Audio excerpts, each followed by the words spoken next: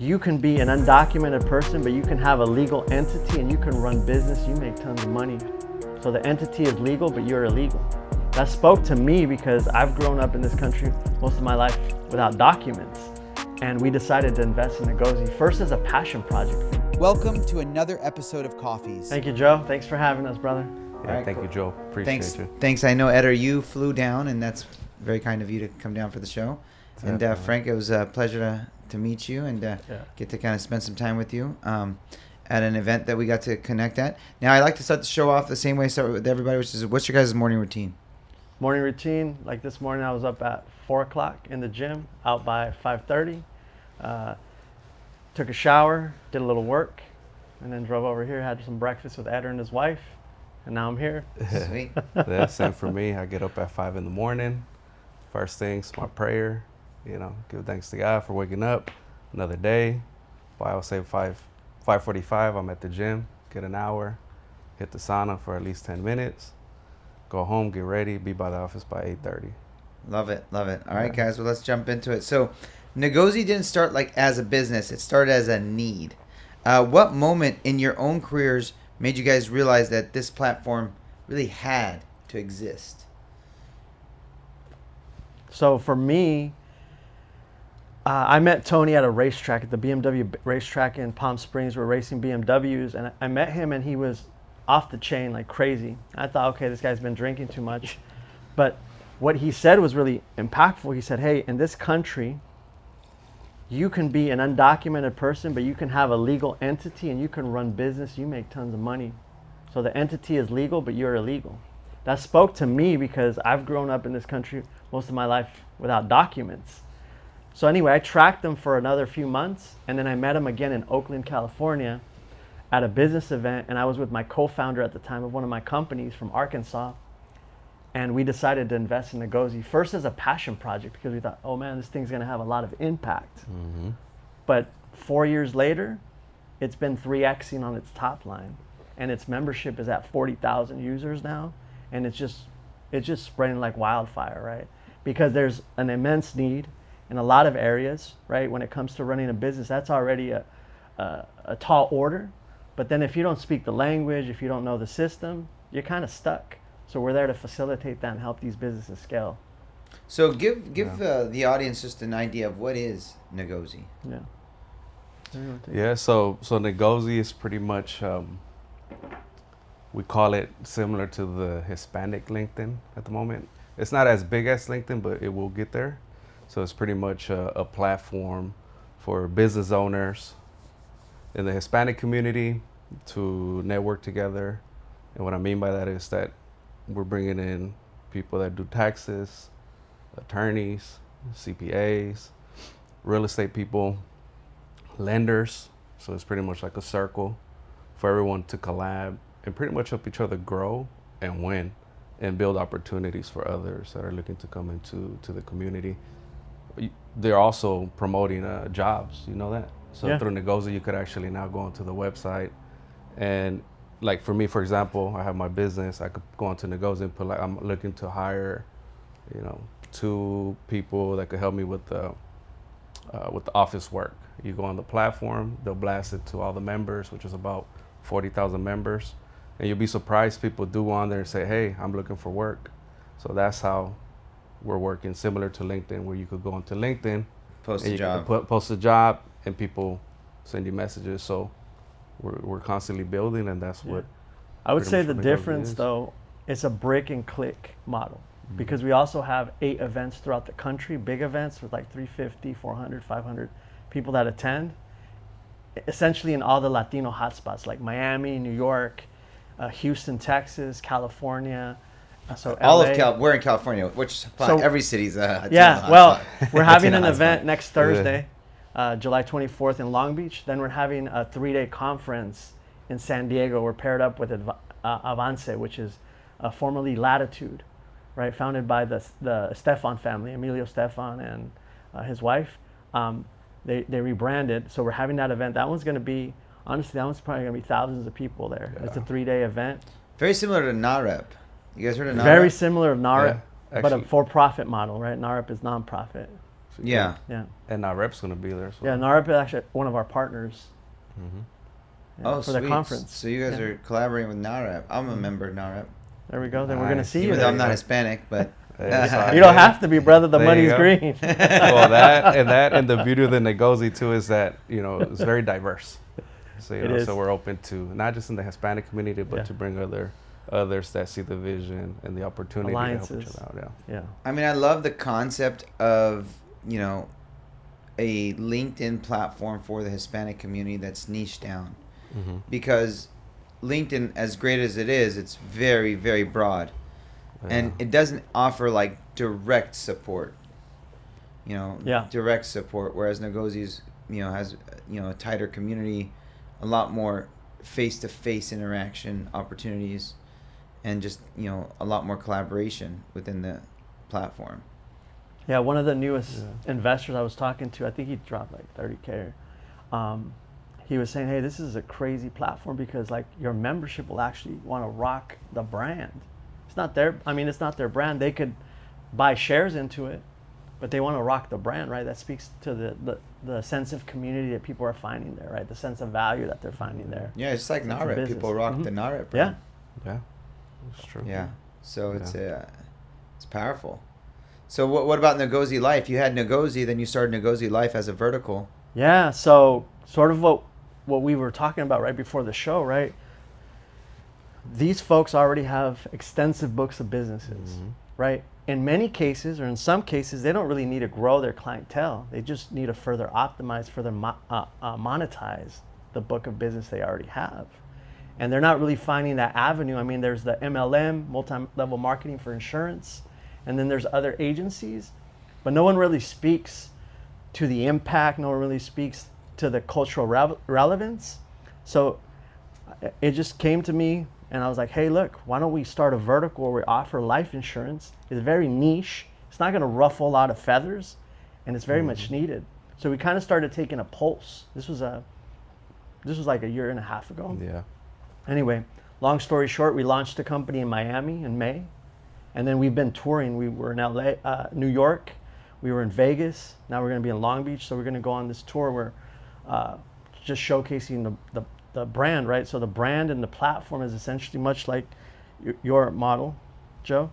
It's technology, right? It's education and infrastructure, right? Needed resources, collateral that you could use, plug and play, and start offering insurance. And a lot of these folks, they don't want to do extra work, right? They're like, I'm already busy. Cool, we'll be your outsource partner. And we could represent your brand, or if you're cool, we'll say, hey, we're Negozee Life. We partner with X company to provide you services, and we'll give you a 50% commission for doing nothing as long as you have a license. And we help them with the licensing process as well. So you split the commission with them would they just refer the deal? Yeah. Yeah. Our model, we just take a tiny percentage, but they do all the work. Got it. Yeah, they just use our back office solution, our ecosystem, our tech, our branding, etc. Okay. Nice. You guys are straight doing this. You guys they're just salespeople. You guys are doing all the actual legwork, Yeah. the underwriting. Yeah. In some cases, maybe the partner wants to actually become an expert. Yeah. So we have a LMS system, a learning management system they can plug in. We have ongoing trainings that we're going to start live. Then they can make a bigger piece of the pie. And then they can make a bigger piece of the pie, right? They can just take the whole 100% of the deal. Mm-hmm. Nice. Now, you guys have both built like different careers in different, like real estate, insurance. But this time you're building up for like the long term. What did you guys have to unlearn to risk to step into something like this bold? Well, I mean, one of it is there's quite a few things for sure. I mean, one of them was we have been in the real estate and insurance industry. We noticed that there was a big gap and lack of knowledge when it comes to like the insurance and life products. So me and Frank, like he mentioned earlier, we saw that this opportunity where the Hispanic community, unfortunately, is not as educated when it comes to the life insurance and the investment products. So me and Frank were like, dude, like, yeah, I understand we're busy, we have these businesses, but this is a good opportunity, not just for us, but to bring value to the community. And what I mean by that is for us building Negozee Life, partnering up with Negozi, and being able to work with all the members that are part of Negozi to bring the value to the community and make it spread like wildfire. And what I mean by that is that we're not going one by one per individual. We're actually we're doing B2B. Mm-hmm. So which means that it's accelerating the process of teaching the community that life insurance is important. I'm pretty sure you guys know this, is in the Hispanic community, there's about 40% people that understand how life insurance works. And the other 52 or 60% are not even insured with a life policy. Mm-hmm. So they don't understand how life insurance works. Lowest level of coverage out of any demographic. So essentially, we're paid, all of us are paid commensurate to the problems that we solve. So we saw huge problems, right? Not only on the uninsured side, but also on the capital side, because insurance can be leveraged for cash value. I'm having a panel on the 24th where I got some gentlemen that are buying multifamily large deals, raising $50 million fund. And they were telling me the other day, one of the secret weapons with some of these big acquirers of real estate is that they're pulling money out of insurance. I was like, neat, right? Why aren't we doing that? Yeah. So the education piece, there's a whole huge, life or term? IUL, whole life, yeah. But it's it's apparently within the circle, it's a kept secret. Some people don't divulge that it's coming out of insurance, right? You don't want to show your cards maybe because it's a competitive market. Well, whole life has cash value, just not like a lot of cash value. Yeah. The IUL is probably the Ferrari, right, when it comes to cash value. Yeah. Yeah. I have a client who's picked up not multifamily, but just single family, just using IULs. Yeah, actually, I'm going to bring her in to do an interview.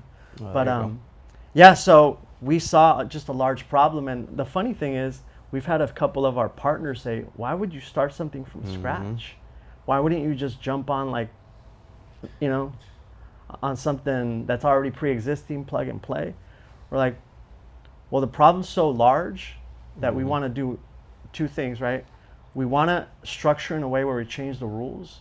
Most of our commissions, we want them to go into the field for folks, because part of our mission is to reintroduce wealth creation into our community through education, and also so they understand how commissions work, how they become active participants in the insurance game. And then number two, we want to make sure that they also become users of these tools, so that when they pass on, they can create wealth that goes beyond their generation. Yeah. Right? So create wealth in the present, but then in the long term. So it's, and to some people it's like, no, you guys are crazy. You guys are gonna fail, right? This is part of business. Chewing glass and staring into the abyss. Yeah, that's true. I just released a book, but as immigrants, especially in the Hispanic community, they're not thinking generational wealth. They're thinking I gotta pay the bills. Yeah. I gotta pay rent right now. Mm-hmm. So they're not like, hey, I gotta establish money for the future. It's like, I gotta put shoes on my kids. Mm-hmm. Yeah. So with that said, how are you guys deconstructing that mindset for those immigrants? Yeah. For the Hispanic community, because that's a tough hurdle you have to overcome.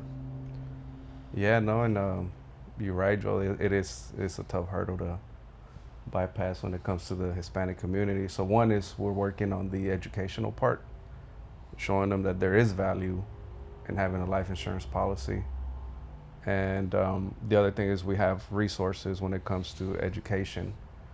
It's the school part. We have, and we talk about how life insurance works a lot at these big Negozi events. So a lot of these business owners, we let them know how life insurance works. We give them information on the benefits of it, and what they do. A lot of these business owners, a lot of them stay shocked because they're like, man, I didn't even know that a life insurance policy could pay like a mortgage insurance. I didn't know that I could offer this to my client if they were to pass. They get a life policy, pay off the mortgage, family could keep the home and continue building their, their legacy. So it's all educational. I mean, unfortunately, the Hispanic community, he knows this, is like, people don't like to talk about life insurance. They don't want to talk about death. Yeah, they don't want to talk about death. Instance. Nobody wants to talk about that. Yeah, never. And then, and So I'm not dying. yeah, it's like, growing up, I'll give you an example, like with my parents, they never talked to us about life. My dad is was going to be 70, and never once growing up, he was like, hey, Edder, when you turn 18, I need you to go get you a life policy or get you an IUL. We didn't know, because he didn't know. They don't even have one, Now, my dad actually does have one now, but that's the thing, is that there was never training, or our family wasn't educating us on how to use a life insurance policy. Yeah, or the thing I'll add to that, that's on the consumption side of things, Yeah. right? The other piece we're going after is, hey, folks, you can be active participants in wealth creation. Mm-hmm. You don't have to be documented in California to get a life insurance license, right? Mm-hmm.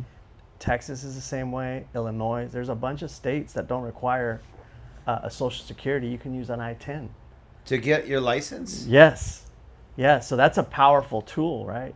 That they can actually become active participants in this industry and offer these solutions, right? Because we've not taken, as far as I know, we've not taken a survey to see how many of our business owners in Negozi don't have documents. But anecdotally, I've met several that don't have documents, but they have legit organizations, right? Businesses Yeah. that are paying taxes, that are employing other people, and then they themselves can never get a job legally. So they could become active participants with just with a license, right? And a lot we're coming across that, Joe. A lot of people don't know that. Yeah. A lot of people don't know that. So that's a powerful piece. I of wonder if, the LLC allows them, if they're employed by their LLC, that basically does that help them with citizenship? Does that help them with the whole? No. No, I don't think so. No, it's tough. And I can speak to it because I'm under a dubious status, right? And I've been under a dubious status for a long time. And basically what I realize is, like, I have to leverage these entities. I mean, that's the power of this country. This country is built on immigration and capital and marketing, and markets. So yeah, but it doesn't help you. You might be able to get to a point, really, the easiest route is to get married to a U.S. citizen, right? That's the route. Yeah. That's crazy. That's unfortunate. Yeah. So this whole situation that's happening with Trump right now, and it's kind of scary times, and for a lot of friends and family, it's like. Yeah. I mean, if you go to any Latino communities, I was just at the Callejones, right, the fashion district, and I was talking to some of the shopkeepers that went to pick up a few things. They're like, we haven't seen this level of ghost townness in a long time. Like, it's this. One of the guys said back in the 90s when Pete Wilson was in office, he kind of came hard, like a Trump style deportation machine, and then it got scary then, and people kind of scattered and were hiding. But yeah, I mean, it's not good for the economy at all. No. Yeah, it's terrible. What's the pulse like? Is it getting better now? Well, there was an injunction, right? There was an injunction by a federal judge that said they need to halt the deportations because they're really just looking at people. All right, you're brown, let's go check your papers, or you're speaking Spanish, let's go check your papers, right? So that, I mean, there's rule of law too, right?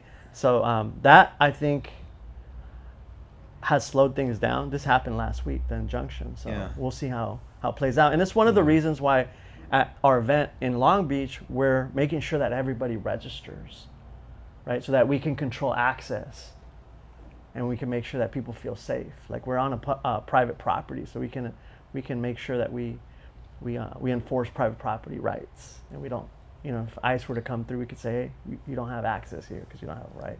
I mean, they're going to restaurants. They're going to, Yeah. everywhere. Mm-hmm. They're going to many private property places. Yep. But I know they've stopped since the injunction. Yeah. I know it's been crazy times in this, you know. But crazy times, but whenever there's crisis, right? yeah, there's opportunity. Yeah, you just got to keep your eyes open. Yeah. What kind of opportunity have come as a result of this? Well, you know what? Negozi, I was just talking to Tony about this. Negozi's taking a real hard stance right now and saying, hey, if you're undocumented, if you're an immigrant, we have your back. We've started creating service centers, financial service centers throughout the country. So if you want to become a financial service under Negozi, you have to become an investor. So right now, all these service centers are popping up. I think the last time I checked, it's like 250. 250. 200. So if you, like Edder's office, right, in San Leandro, you're a socio now. So you're on a map, and it says, hey, this is an immigrant-friendly establishment. If you want to do business here, come here. It's a safe haven for business. Yeah. So that's one of the opportunities that we kind of cranked up right now. And we're on this chat, right, with investors, and we just see it pop up like new socio, new partner, right, new partner. That means they're dropping, several $1,000s so they can be on the map, so that it's like an H&R Block, right? You can Google it. Oh, these are all the H&R Blocks. Oh, these are all the Negozi financial centers that are a haven to do business with immigrants. And a safe spot for you to come in and do some business. Let's say, for example, I'm in the Bay. He's Frank's here in LA. He could go on the Negozi and look. Hey, where's the location? He looks. I'm in the Bay Area. He could just drive straight to the Bay Area, and he has an office space and a safe place for him to work and do business at. So that's pretty much what Frank is saying, and it is spreading like wildfire right now. We have so many people placing their locations for Negozi members to. Yeah, right now during crisis, what happens is the people got to unite. There you go. It's going to draw the community tighter. Great opportunity, obviously, for Negozi to capitalize on building those relationships for people. Yeah. Not maybe monetarily, but at least like community building, which far exceeds any monetary benefit. Yeah. And you know what? That's forever. It's opened up the doors for alliances, right, with other immigrant communities. Like at the event, I'm having a panel. I've been a long-time friends with the Indian community. I have friends from college. And so we're having them come in. They're probably future investors. A couple of them are already invested in Negozi. So kind of opening up those conversations, those opportunities, right, to learn from like the Indian community. I know I have Jewish friends, and they're very interested in what we're doing. So it's the alliances, right, the coalition building in business. That's also, I think, an opportunity right now, because they see what's happening. They're like, all right. Scary for all immigrants. I'm an immigrant. Where are you from, Joe? I'm from Egypt. You're from Egypt, brother? Yeah. That's what's up. Yeah, so, I'm a naturalized citizen. Okay. And when Trump's big, beautiful bill came out saying he could deport naturalized citizens, I'm like, wow. I think he did that specifically for Elon. Probably pissed him off too much. Elon pissed him off too much. Now he's like, I'm just going to add this to the big, beautiful bill just in case. And now he's doing that with Rosie O'Donnell. Oh, yeah, he did. Ireland. Yeah, he did. Ireland. So he's like, I think I should ship her back to Ireland. Yeah, he did. He did say that. So he's basically added that clause to basically protect, kind of override freedom of speech. Yeah. For naturalized citizens, which is like everybody. Yeah. Basically everybody who's a naturalized citizen. Oh yeah. Who just pisses off the government. There you go. But hey, go Trump. I love Trump, so I love what you're doing, buddy. But some of the stuff is a little scary for some immigrants. Yeah, for sure. So, what you guys are creating a platform that really uplifts professionals and entrepreneurs, and how is your own Latino identity shaped how you build, how you lead, and how you connect? Yeah, well, a lot of it is with the vision is with integrity, transparency, and a lot of it, like me personally, and Frank knows this, is I'm a vibes person. Like I feel like if we connect and I vibe with you, I feel like we could do business. Sky's the limit. And sky's the limit for sure. So definitely integrity, transparency, that's our biggest one. And that's the thing that we do bring to the community is like, hey, we're out here to do business together, but let's be transparent. Let's keep it real. And if our fire aligns, let's do business. Sky's the limit. There's opportunity for everybody. We look at it more like if we want to collab, because from that pie, everybody get a little piece and everybody wins. That's pretty much the way we look at it. And that's part of the reason why, 9 months ago when I met Edder, I decided to do business with him. You know, because Warren Buffett says that you can't do business with bad people, right? People that don't have integrity, people that are out to screw you. Mm-hmm. You can't do business with them. You can't build enough like contract language to protect you. And that's one thing I enjoyed about him. His values were integrity and transparency. And I was like, that's cool, right? Like, it's hard to find people that you can trust. Mm-hmm. And especially with the Latino community, right? We're a skeptical sort of group, especially with the stuff that's happening now. Yeah. So we're always thinking someone's trying to get a one-up on us. So for me, I mean, that's key. Like, those values have to be built in to the foundation of the company.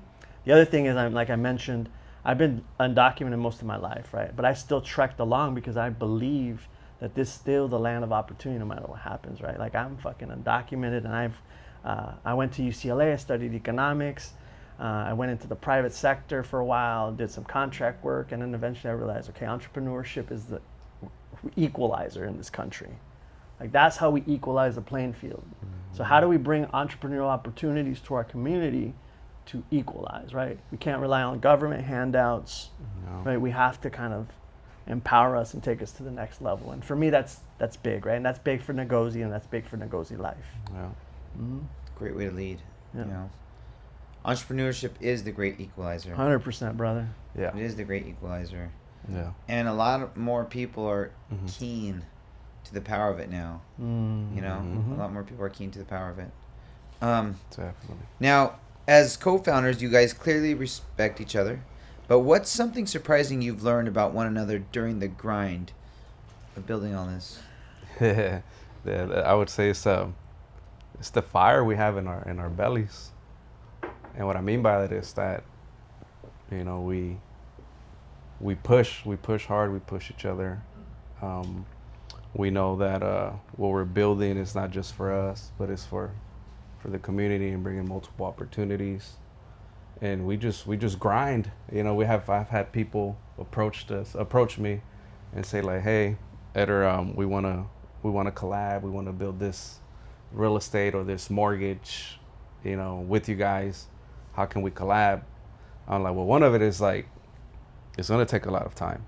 You know, do you have the time to build it? You have it in you? We could build it. And the reason why I say that is because when me and Frank launched Negozee Life, we were literally on the phone every day. We were on the phone every day. Even my wife was like, why don't you just marry Frank? Yeah, that's true. I remember her My saying wife, that. the one that was in here, she's like, man, just marry Frank because you're on the phone with him all day, every day. Yeah.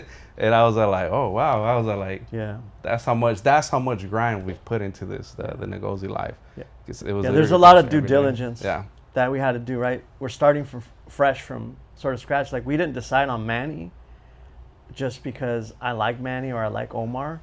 It was a whole process of us interviewing different models, Yeah. talking to a bunch of different people, then talking to other experts that we trusted, and we presented those models to them. We're like, hey, poke holes in this for us. Yeah. So there was a lot of due diligence. There's also the lot. contracting we had to do with Negozi, right, to be able to get rights to use the brand, because we knew the brand had traction already. Why not use the brand? The brand's going to piggyback off of the brand, right? And we're both investors, so it makes sense. Like, we're going to grow this brand. We're going to go virtuous cycle. Yeah, so there was just a lot. And I learned, what I learned from this guy is a little joke, inside joke, right? He's a lamb, right? When you sell, you don't want to sell like a lion. You want to be calm, cool, and just be inquisitive and curious. And he's really good. We call it lambing out. Just be a lamb, right? And that's how you're going to close people. So I'm like, I got to be more of a lamb because I get a little excited. I don't even drink coffee. My energy just goes through the roof sometimes. You're a lion. Yeah, I need to He's chill a lion out. right here. I just lamb it. Yeah. I like that. I never heard that. Like lambing it out. Lambing it out. Now let's talk about growth. What mindset shift did you guys each have to make, not in business, but in leadership, to take this idea to become like an actual movement? Yeah, I would say I'll go back to the whole fire piece. It's you gotta have fire in your belly and see that vision, because not everybody has that vision where they don't see the opportunity. Me and Frank saw the opportunity and the value we could bring to Negozi and the community and Negozee Life. It was like, hey Frank, this is a game changer. You know, if we grind it out, we figure things out. We talk to so many different people, advisors, and we just know so many people that we were able to pick a lot of different people's brain to get to where we're at now with Negozi Life. You know, we just had to do a lot of due diligence and just to get going. Yeah. I think for me it was just being quiet and listening. And that's kind of what I did as an angel investor in Negozi. I remember I even took a trip because I invested in 3 different rounds. My last round I went and sat with Tony, the CEO, and just shadowed him throughout the day. I was working, doing my work, shadowing him, right? We were going to meetings with other investors, sponsors. And then at the events, I was more of a wallflower, to be honest. Now I'm like in the spotlight in Negozi, but before, people would see me and they're like, I think that guy's name is Frank, right? Because I was just paying attention and listening. So that's one of the things that I know even as an individual, I still need to work on. My lady tells me that all the time, like, you need to listen more, man. You talk too much sometimes. So the listening piece, right? Just be quiet, listen, process. Yeah, I mean, it's that lion sales mentality. Bro, trying to close all day. Right. There you go. Yeah. Me and my partner are very similar. Like, he's more of like a lamb. Like, just listens. Not a hard. He's not a big closer. Yeah. He's very, very similar. More just analytical, and then just takes things very methodical. There's no coincidence with that. You just met him in the bathroom. There you go. That's true. I did. Right. And I was like, wow. He said bye to you, and I'm like, do you guys meet each other? Like, because he's usually quiet. Like, yeah, he did. It was funny because I literally just walked. I was about to use it, and then I heard him say, "Hey, who are you with?" And I'm like, "Oh, I'm with we're at Negozee Life, and we're meeting with you." And he was like, "Oh, okay. What are you guys gonna talk about?" "Oh, we're gonna do the podcast thing." But it just caught me off guard, because I don't know nobody here. And then he started talking to me, which is kind of cool. Yeah. Yeah, that's cool. Now, what's something you guys have done with Negozi that you wish existed when you were starting out? And how does that shape how you serve today?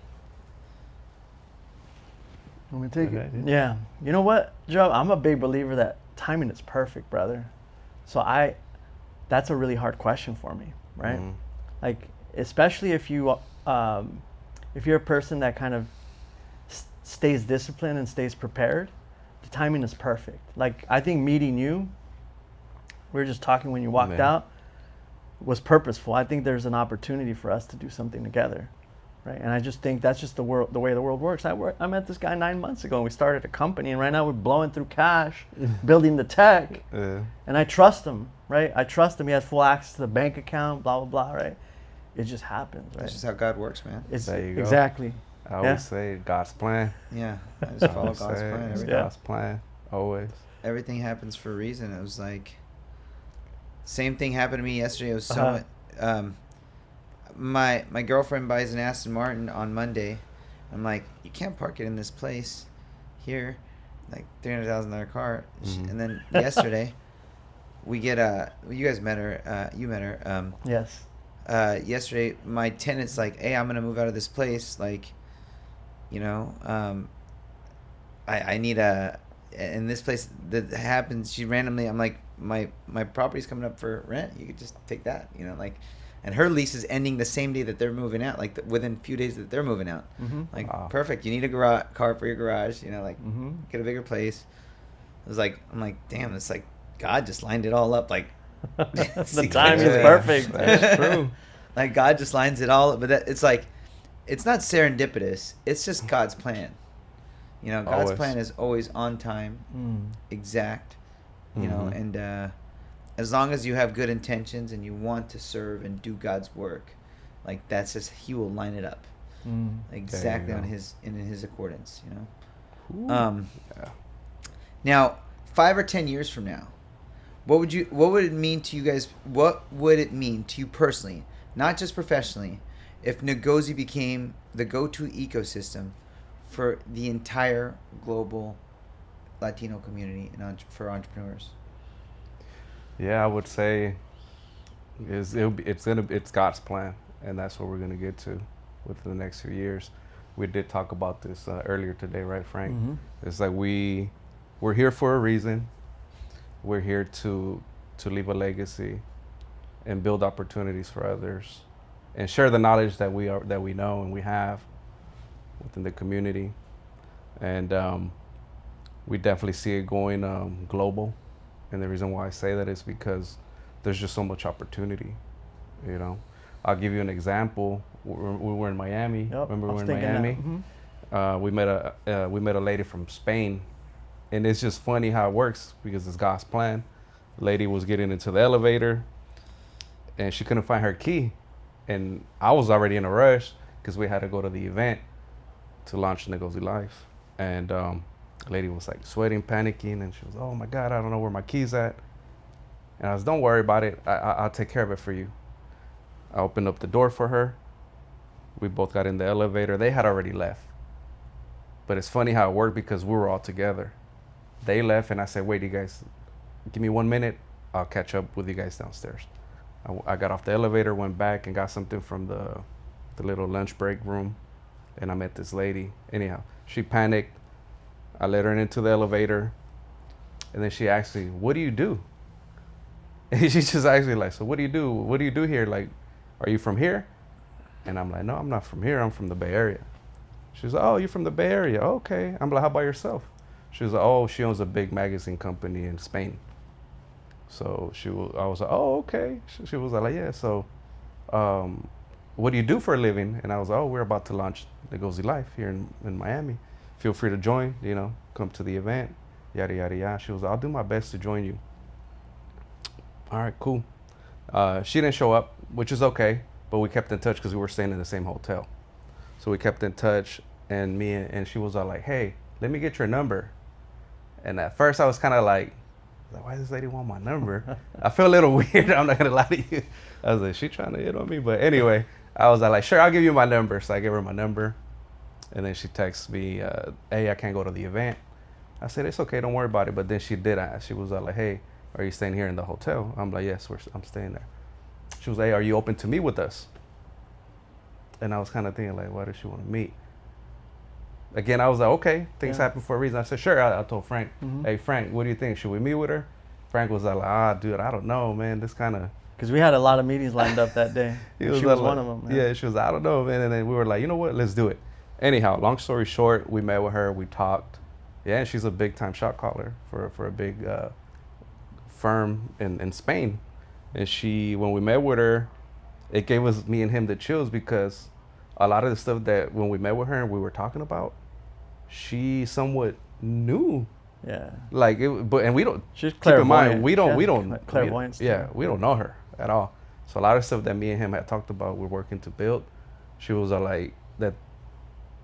She was like, we should collab. She was like, we should collab and because I could see us doing this and that. And me and him I got the goosebumps, man, because I was like, how does this lady? I didn't say nothing. And then she just. So the offer on the table with that Yeah.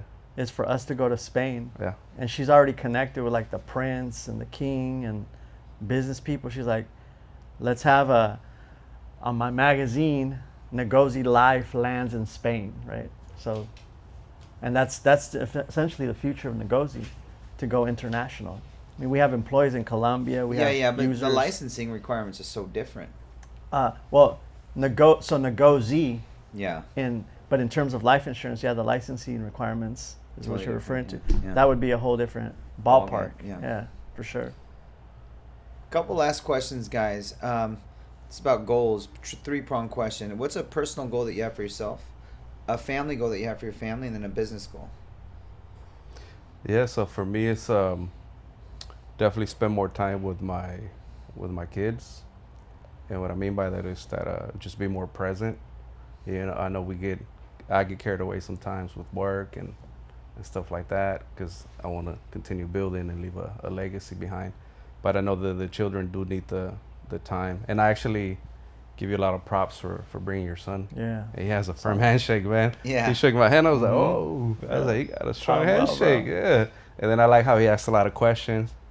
That's pretty cool, man. Yeah, you know? just try your best with them, you know, like, you always feel like you're failing, but all I can do, for me personally, like, I just realized I just got to be into everything they're into. So they're super into fishing right now and sport car trading, and I'm just like, I'm like a pro fisherman and sport car trader now. There you Basketball. go. Nice. I just get down on their level all day long. There you go. And try to connect. There you go. Yeah, same with me. You know, that's what I've been doing with my boy. Spending more time with him. He loves boxing, so go to more boxing events, watch more boxing fights. He's only 14. He likes to drive around. So I just tell him this, like, I tell my wife, hey, like, this is me and our boy time, where I get to talk to him and you know, connect with him and kind of share knowledge with him, tell him what's good and what's wrong, you know, guide him through and stuff like that. Well, my daughter's already 18 years old. She's going to college, and she's studying astrophysics. Wow. Yeah. Smart one. Yeah, so she wants to be, when she was little, she always wanted to work for NASA. So she's been working hard. And I tell her, you know, and I do go into her room, and I see her sometimes stressing out. I'm like, hey, baby, don't worry. This is going to pay off one day. Just remember that. And then she's all like, all right, Dad, okay, sounds good. And, you know, just give her a pat in the back and a hug. And I'm like, you know, I'm proud of you. It's going to pay off. Watch. Just keep going. Because, you know, a lot of kids her age are out and about, partying, going out. I'm like, just stick to it, and you're going to see the benefit. She's in her room studying astrophysics. Yeah, in her room. Not a fun Friday night. No, and actually she's a tutor as well. She trains other kids at school. She was hired. Yeah. That's amazing. Yeah, so that, and then for the business, and more time with my wife, of course. And then for the Don't leave that out, bro. No, I can't leave that out. She's gonna watch. Yeah, and then for the business is just leave a legacy, and hopefully we could collab with you as well. Love that, man. Love that. So personal for me, I want to be like the Mexican Warren Buffett, and not that I want to have billions and billions of dollars, because I think it's never enough. I want to make other people wealthy. I want to specifically make my community wealthy.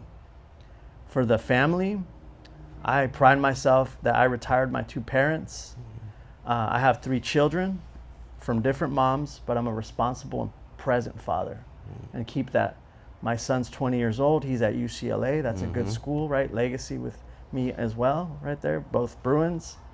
With the business, the goal is to either take Negozi, the mother company, to NASDAQ, to the public markets, or to liquidate it or sell it off to a Meta, a Microsoft. That's the vision for Negozi.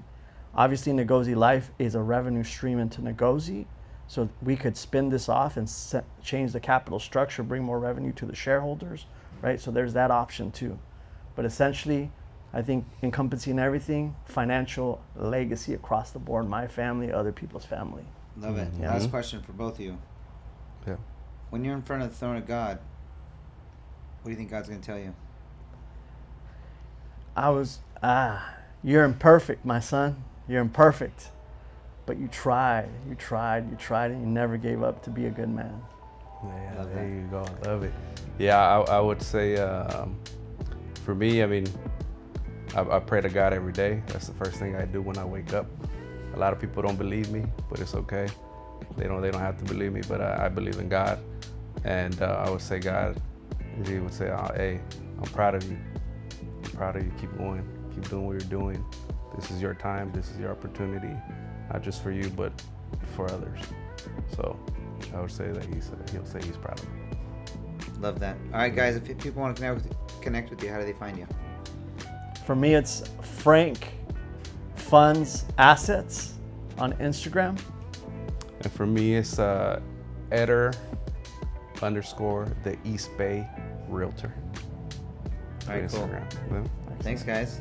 All right. Thank you.